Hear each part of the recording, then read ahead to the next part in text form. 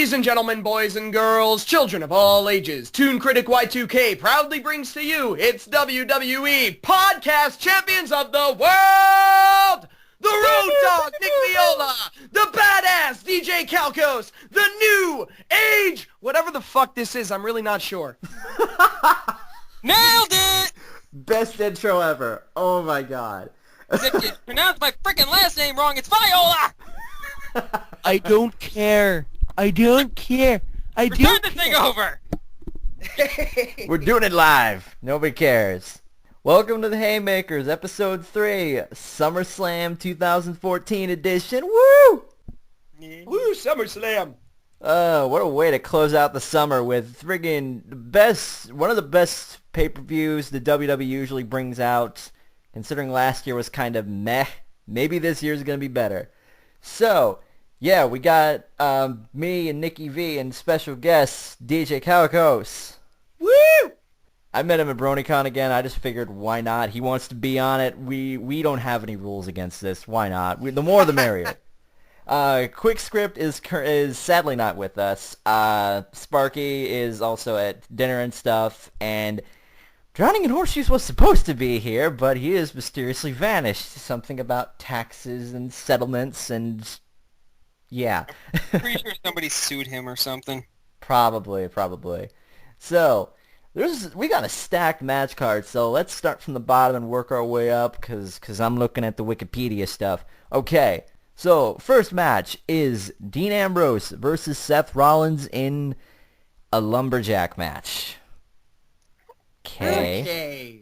Now, considering that at Battlegrounds we were denied that match because WWE are filled with a bunch of dicks, this match I think is going to be way better than anything we could have gotten at Battlegrounds because it's a lumberjack match. I don't think it's possible for lumberjack matches to be bad. Yeah, especially if at some point Rollins decides, this is going kind of tits up, I'm out of here. I wonder why he didn't say steel cage, though. That would have been fitting. Oh, a Hell in a Cell match would have been very fitting, but I imagine they'll be saving that for the Hell in a Cell pay-per-view. So... yeah. Yeah, but that doesn't mean that it's exclusive to the thing. It's not like Money in the Bank where it's like that's the only place where they can have the Money in the Bank match. I know, but now, the thing is, lumberjack match can set up for so many things because you have wrestlers outside of the ring now, and just, lumberjack matches are always really interesting because instead of an inanimate object blocking your way, you have a whole bunch of people. Yeah. Who can beat the crap out of you if they kind of want to, so. Exactly. So, lumberjack matches are always very weird in how they're done, but I'm very much looking forward to see how this works. Yeah, I am too. I think that this is going to be a good start for their feud. I don't think this is going to be their final match. I think we're just getting started. So, I think to kick off, I'm going to go with Ambrose cuz I think somehow Ambrose might pull out a victory. Or the only other thing I can see is that Rollins buys somebody off, and then one of the Lumberjacks comes in, hits their finisher, and runs, and then, boom, Rollins wins. Yay. Yeah. I could see Ambrose winning this one because if one of the Lumberjacks tries to interfere with the match, some of the other Lumberjacks might interfere with the interference. So Total chaos. It's a complete debacle!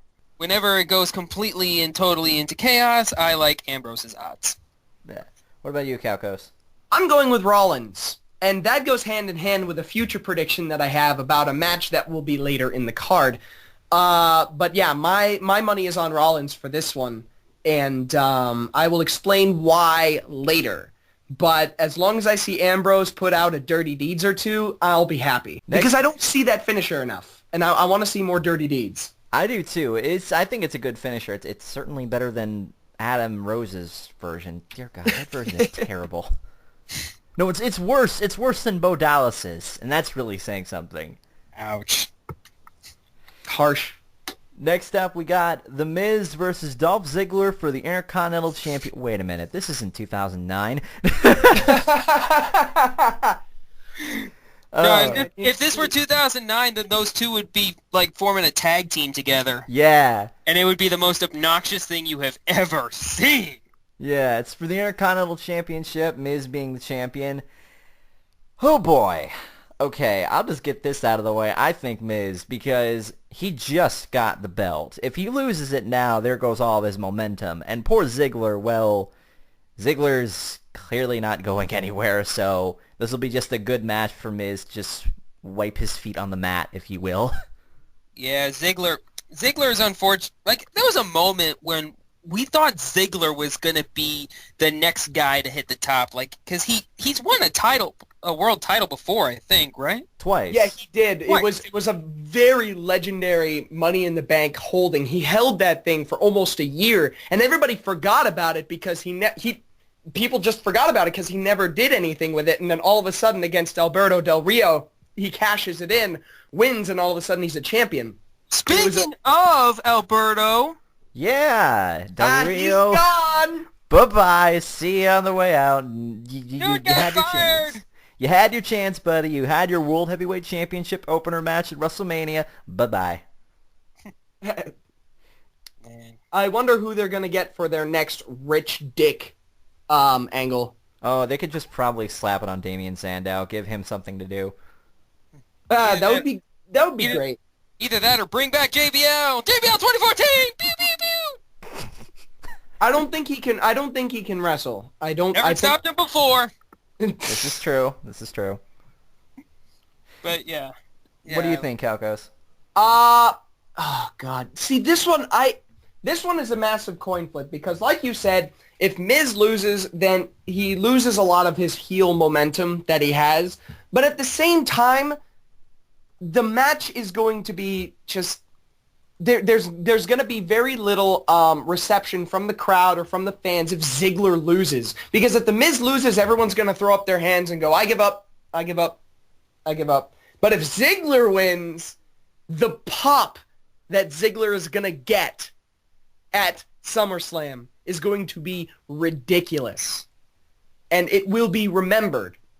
If Ziggler wins, it will be remembered for a long time. So if Miz wins, then it makes sense because his momentum keeps going for the next pay-per-view or two. But if Ziggler wins, then we get a very memorable moment. Oh, no, by WWE logic, we can't possibly have that then. I'm hearing you two Oh go back my and God. forth about this, and half a dozen times during what you guys were talking about, I was going, oh, okay, no, I think Ziggler. Oh, no, now I think the Miz is going to win. Oh, no. So I'm undecided on this one. I just want to watch the match and hopefully be entertained. I just want a good match. I'm going to say the Miz, because the WWE has a habit of taking our expectations and just kind of shitting on them. So. Yeah. I read that Triple H himself has stated that he wants more longer title reigns. He doesn't want a title change from pay-per-view to pay-per-view. We had like freaking hot potato with titles for so long. They got to have more. They have to have a lot more meaning to them. If Cena's like a 15-time world champion and he only held the title like I think 3 out of 4 times for like a month, then it's showing the numbers, not the amount of reigns. Yeah. Speaking of Reigns, Oh, that's a Segway. That's a clever segue. nailed it.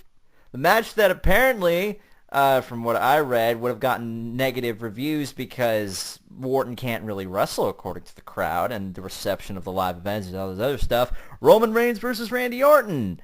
I don't know about Screw that. the crowd. Orton is a great wrestler, and I dare anyone to say otherwise. I think he's a great wrestler, but I don't think he's going to win. I honestly think that Orton will lose this one because Orton has a lot of heat on him, and Reigns needs another push or two. Yeah, Reigns is about this close from hitting that upper echelon where he could reasonably main event a pay-per-view, and I think he just needs a little bit more of a push to get there, and I think a win over Orton will get him there. But he did main event a pay-per-view. He did, but he was main eventing it with 4 other people. I mean, like, 3 other people. Yeah, 3 Close other enough, whatever. people. In a 4-person match, I mean. I mean, if he gets this push, he could be in a match like he versus the champ in the very next pay-per-view.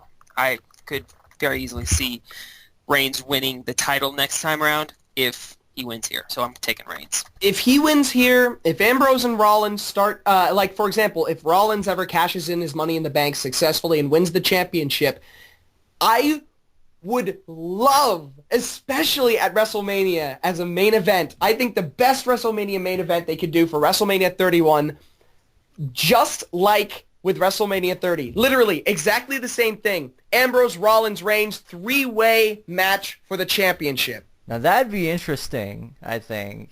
I'd buy that one for a nickel. Oh no, you $1. You can't pay that. Remember, you can only see this on the WWE Network for $9.99. Did you see the sign that someone held up at TNA Impact the other day? No. The TNA Network for $9.98. Oh! Take notes, freaking Jeff Jarrett.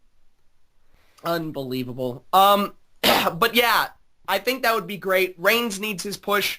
Ambrose needs to have more finesse in his wrestling, and Rollins just needs the championship. Because here's the thing about Reigns, Ambrose, and Rollins. Rollins is already solid. He's set.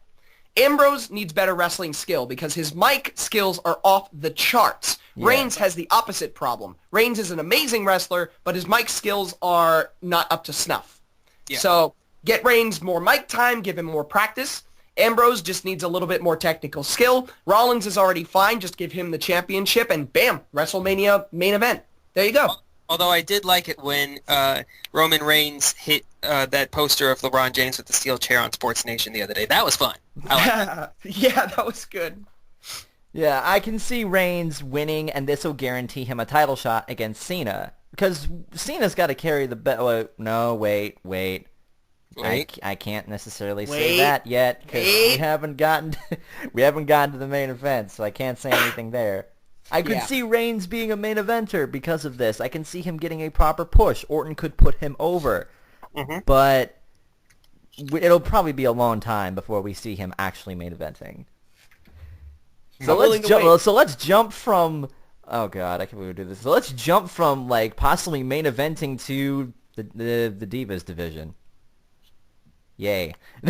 But in this case, surprisingly, we have two Divas matches, and the first one is AJ Lee versus Paige. Okay, I want to say this. I did not expect AJ to come back so soon. I thought she was like gone, but I thought she was pregnant. Yeah, who started the pregnant rumors? I swear to God, you people on Twitter and your Facebooks and your face tamblegrams and all your other stuff. Your Friendster. Stop being so old. When did you turn into a 75-year-old man? Face tamblegram. Yeah, this is becoming quite an interesting feud between the two of them. It kind of reminds me a little bit of like Trish and Mickie James, like way back in 2006. Good time. They're great wrestlers. Both of them are. I think if you give them like 15 minutes, they will make a solid match. Their last match they did was great. I think this one's going to be even better, and I'm still going to go with AJ on this. I think Paige had her 15 minutes of fame. Now it's time for AJ to run with the title again. I'm trying to think what diva will eventually take her title, like, because besides Paige and not very many other divas, there really aren't that many other legitimate contenders for her title. So, just grab somebody from NXT. That's literally what they did for AJ. Yeah, that's why the Divas division was so terrible for so long, because AJ was the only one worth a damn. And then they said, hey, NXT chickie, come on up here. There you go, have a title. It's made the best freaking Divas rivalry since Trish and Mickie. I wouldn't say that. There's still another Divas match I think is going to top this, but... On this card? Oh, yeah. Trust me. I'm on Paige. If Paige wins and takes the title, she'll have a lot of heat on her because she's a heel now, and she's a very definite heel. So I'm going to have to go with Paige on this one. I'm going with Paige as well because I think they want to keep the rivalry going for as long as possible because, like I said, there really isn't anybody else to contend for the title, so I think that they might have these two go back and forth with the title for a while, so I think it's Paige's turn to hold on to the title. All right. Either way, I think it's going to be a good match between the two of them. Next up is a flag match between Jack Swagger and Rusev. Get hyped. This is the match that I've been waiting to see for a long time because I was denied my outcome at Battlegrounds. I was denied what I wanted. All right? Because here's the thing about Battlegrounds, and here's the thing about Rusev winning that match. Rusev did not humble Jack Swagger with the accolade. He never put the accolade on Swagger, which means Swagger was never given the opportunity to break out of the accolade, which means that Rusev will put Swagger in the accolade at the end of the match. Swagger will break out. It will be amazing. Swagger will turn him over, put him in the Patriot lock, and make Rusev tag, and Swagger will be over for the next 5 years. You really think so? I really think so. I really do think that Swagger will break out of the accolade at SummerSlam. I could buy that. I'll take Swagger for this one. You know what? I'll take Swagger too. Mostly because, as I was saying before the podcast, this is the big American tradition. Unfortunately, it's not the Great American Bash because then Swagger would automatically win. But yeah, no, I missed the Bash. That was an underratedly good pay-per-view. I think Swagger has everything he needs behind him, and I think that Swagger could use this to get out of the doghouse and into a much better light. Hell, this could even get him like a title shot against Miz. If all pans out, I think if Swagger wins this, and I'm hoping he does, that's my prediction. If he wins this, he could go on to face Miz for the Intercontinental Championship and maybe run with it from there. How crazy is it that back at Money in the Bank, we were talking about, or at least I thought he was going to be fired by now because he kept injuring people. Like he was the one who knocked Wade Barrett out of the Money in the Bank match. And now we're talking about him like he's going to be a future title holder. It's crazy. I thought he was done. I really did. I didn't think he'd get any kind of push. Yeah, So- I thought they were just going to bury him. If they bury him again here, then really the only way Rusev is going to lose if they throw him against Cena, and then Cena will beat him, and then really all that Great American talk is just going to go right down the drain. Cena wins, lol.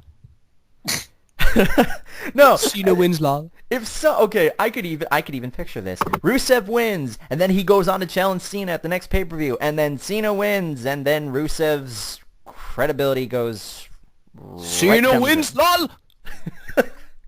Pretty much. It'd be kind of like what happened to Ryback. He was on a meteoric rise. He was beating everybody. He got a shot against, I think it was Cena, and then he lost. And No, he got a chance against CM Punk way too quickly, and then from then on, he kept losing and losing and losing. Then he went up against Cena, he was losing and losing and losing, and now he's in a mediocre tag team with Curtis Axel, and he's losing and losing and losing and losing. What a goddamn shame. That it is really a shame, because I remember seeing Ryback when he was going up against Punk. I'm like, you know what? We got a really good main event contender here. No, we don't. He's in a tag team.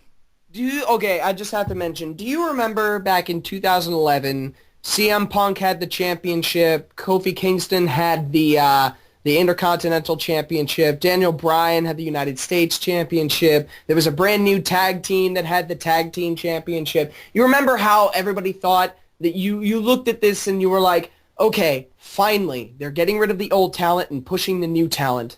Lol, no. Yeah. Yeah, let's see who's the title holders now. Cena for the world title, Miz for the Intercontinental, Sheamus for the United States. Usos for the tag team, and AJ for the women's. Divas. Shiny belt. Barbie belt. Yeah, all of them except for arguably AJ. She's kind of newish, although not by Diva standards. No. Most of those people are seasoned vets. And speaking of seasoned vets, we now jump to this match I'm particularly interested in: Brie Bella versus Stephanie McMahon. Oh, I am loving the feud between these two. I am eating this up like a fat kid at Old Country Buffet. I am loving this. It's all right, but I could see this going south so fast. Like, you don't even know. Like, I could see it going south too. That's what probably would make it good. no, I mean like terrible. Like just unabashedly, oh my god, they're going back to like reality era bullshit. Like bad reality era bullshit. Like, I was telling you this the other day. Couldn't you see at some point that, what was it, the girl that is cheating on Daniel Bryan, the fitness instructor or whatever it is, couldn't you see her somehow getting involved in this match? Oh dear God, I could actually. Yeah. There's all sorts of things that could go left and right, and I know that okay, I see that Triple H is supposedly going to be in Stephanie McMahon's corner. Okay, good to know. Wouldn't it be amazing, and this is only on one side of the coin, wouldn't it be amazing if Daniel Bryan came back here for like an appearance, and he throws off like the match, and Stephanie and Triple H are like, oh my god, what's going on? And then Brie Bella like scores with a roll up, and then like, oh my god, holy crap, this complete swerve and all this other stuff. Well, if that were to happen, then Daniel Bryan would have to come back immediately, because at that point, Triple H would be like, oh, you ruined my wife's chances of winning, I must fight you, or something. Whatever. Okay, this is just a symbol that the authority angle has gotten old and needs to go away now. Yeah, I can agree. They've overstayed their welcome. I don't even know why Kane is still wrestling. Like, he should have retired like 3 or 4 years ago. Yeah. But I would have agreed with you a week ago, but Corporate Kane is back, and I'm okay with that. Yeah, I'm interested to see what they're going to do with Corporate Kane. yeah, but Corporate Kane is just as slow and shitty as Masked Kane. At least in the ring. Outside the ring, Corporate Kane is pretty good, but in the ring, god damn. I can see your point. So, for prediction-wise, I see Stephanie winning because she's the heel, and I could see there being some really cheap win, like how she did with like Vicky Guerrero. She'll send in 40 divas to beat up Brie and then just cover. I can see that finish being the most predictable, unfortunately. Yeah, same. So that's what I'm going with. It's kind of like what happened when I think Paul Heyman had a match at one point. Like or when Zeb Coulter got a win. Like they get these super cheap wins that they will never, ever, ever, ever let go of, and we'll talk about for the rest of their career. So Yeah. this is that one for Stephanie. So you two think Stephanie? I'm going. I Stephanie. think Stephanie. We got 2 matches left. Up next is Chris Jericho versus Bray Wyatt. Okay. This is the one Jericho match, I think, now that he's come back, is the one match where he has to put Bray Wyatt over, because that is what he does best. And Bray Wyatt has not won a match since Extreme Rules, I believe. In fact, he has not won a match clean ever. I don't think. I think here is the best chance he has to win clean, because this will put him over at SummerSlam. Chris Jericho will be like, yay, I put him over. Now, don't screw it up. And plus, Eric Rowan and Luke Harper are banned from ringside, so they can't do any other kind. Like, they can't get involved, and I don't think Bray is like friends, at least in character, with any other wrestler on the roster. So it's not like freaking Kofi Kingston will show up and vouch for him or something. Although that would be hilarious. It but would. Kofi Kingston shows up. That would just be great. thinking here, but could Kofi Kingston use a heel turn? I think that would get him at least kind of interesting again. No, they were As going to from what try the- that with Big E and Xavier Woods, and that completely flopped before it even started. They tried to do a resurgence of the Nation of Domination, and it went nowhere immediately. That is really sad. Yeah, I wasn't even around for the original Nation of Domination, and even I would have thought that was cool. Yeah. So what do you two think? Wyatt needs to win clean, and Jericho is very good at putting wrestlers over. And not to mention, I love Wyatt. I love Wyatt to death, and my personal bias just wants to see him win clean. I'm going Wyatt as well. Poor Jericho. Now, here's the funny That's thing. what they I brought thought him he was back gonna. for. I thought he was gonna lose at Battleground, but then all of a sudden, surprise clean victory. I'm like, okay. Yeah, I but then thought they this got would have been over. Yeah, but then they got the big pay-per-view coming up, so... Yeah, I can see that. This could be Bray's big time to shine. Yeah, and speaking of big time to shine, finally, the main event. Did we do the speaking of thing for every single transition during this thing? Because I think if so. not, we came very close. I think so. We just came up with good transitions anyway. John Cena, Brock Lesnar, WWE Championship match. Let the fans forget that Cena won at Extreme Rules a few years ago. That never happened. Lesnar won even though Cena won.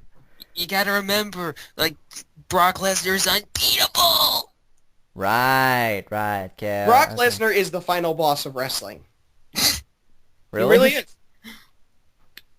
Well, I can see that.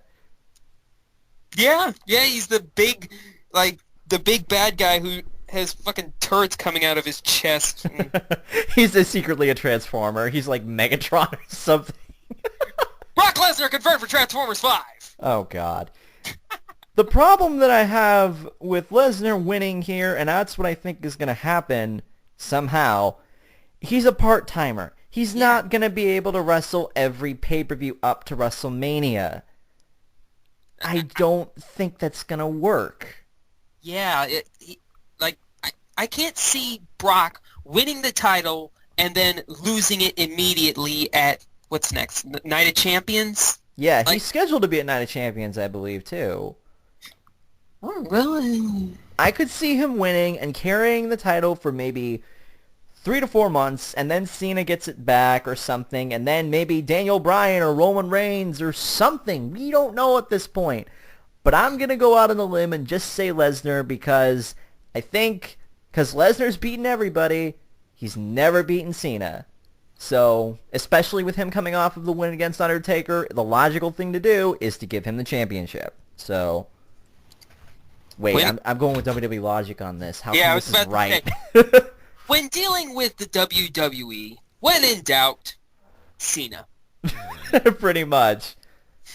These are the rules that I have lived by, and it has never failed me. Well, sometimes, but it has not failed me often. Yeah, that's correct, that.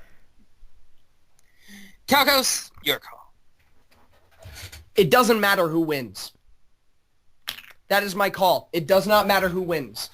Like I said earlier in the podcast, my prediction for this match hinges directly on what happens during the Ambrose Rollins Lumberjack match. Here's my theory, and it's off the wall. It is so Vince Russo, it'll boggle your mind, but here's what I think might happen, because I think it would be amazing and hilarious. Rollins wins the Lumberjack match and beats Ambrose so bad that he is carted to the hospital and is unconscious and is just completely gone. He's just... It's over. He can't do anything. Wait. I see what you're saying here, but go on. Cena versus Lesnar. Either one wins. Both of them are beaten within an inch of their life and can't really do anything. Rollins cashes in his Money in the Bank, becomes champion. That would only work realistically if Cena wins and he's exhausted, and then Rollins comes out and does, his thing. There's no way. They're not gonna give Brock Lesnar a 15-second title reign. No, absolutely not. No, they'll give. Then Cena wins. Rollins cashes in. Rollins becomes champion. I honestly think that this would be a great thing for the WWE to do because it's so unexpected and just so out there and so shocking. And the WWE on such a big stage. Yeah, they need more shockers because we haven't had one since Rollins turned on the Shield.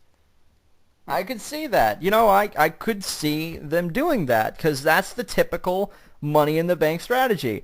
But how many times if that were to happen, how many times has John Cena been screwed over by Money in the Bank? Whether he always either gets cashed in on, or the one time he had it himself, he screwed it up. The same time with Damien Sandow, don't forget that.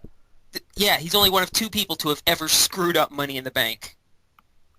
But yeah, he always ends up getting short-sticked with the Money in the Bank. Good. If we're going with that theory, that's yours. Probably for you two, I'm guessing. I'm still going to stick with Lesnar. Only just gonna, because I have faith in the other side of the coin. okay. I'm taking Cena because like that's like I don't count on the WWE to surprise me. Like I do. if they do, wonderful, but at the same time, I don't expect it.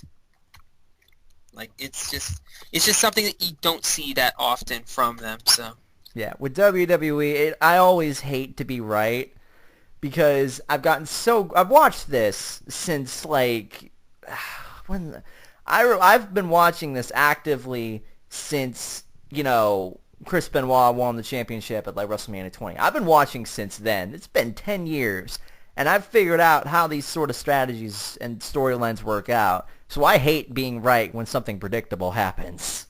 yeah.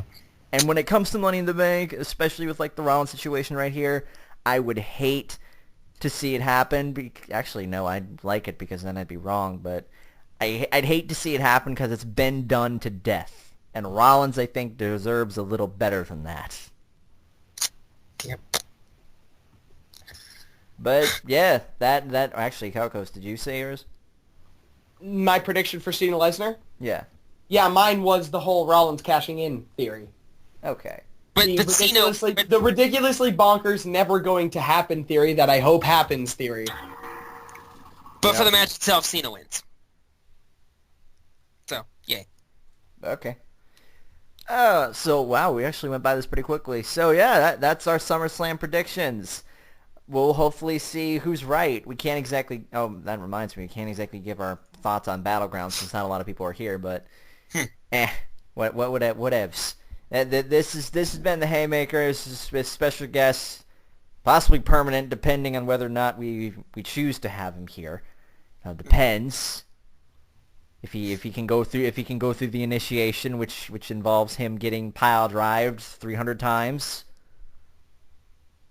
on thumbtacks through flaming tables with Mick Foley.